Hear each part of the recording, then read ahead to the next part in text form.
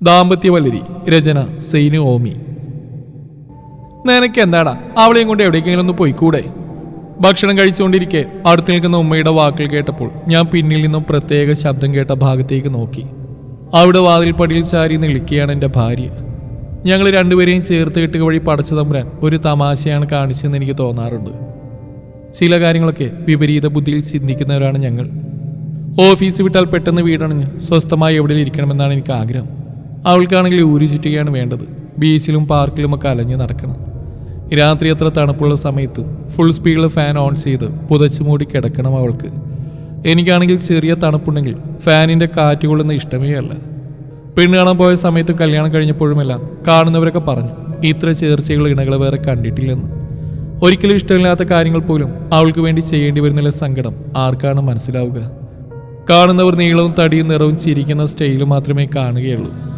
ഇങ്ങനെയൊക്കെയാണെങ്കിലും അവളെൻ്റെ ചങ്കില ചോരയാണ് കേട്ടോ. ഭാര്യമാരെ ഇടയ്ക്ക് പുറത്തേക്ക് കൊണ്ടുപോകണം. എത്ര ദിവസമായി നീ അവളെ എവിടെയെങ്കിലും കൊണ്ടുപോയിട്ട്? ഉമ്മ വീണ്ടും പറഞ്ഞു.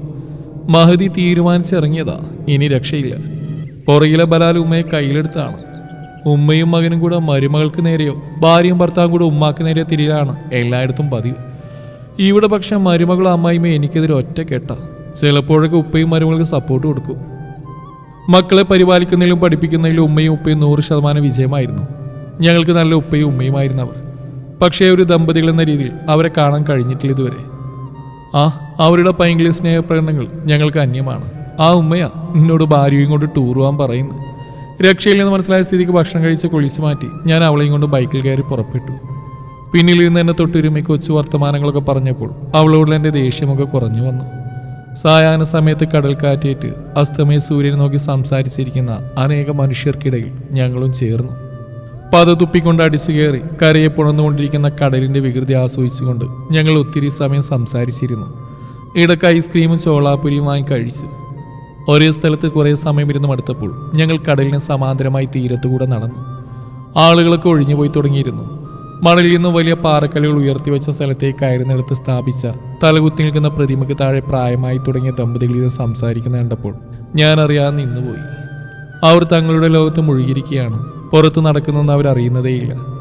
ആർത്തലയ്ക്കുന്ന കടൽ പോലും അവരുടെ ശ്രദ്ധയിൽ വരുന്നതേയില്ല.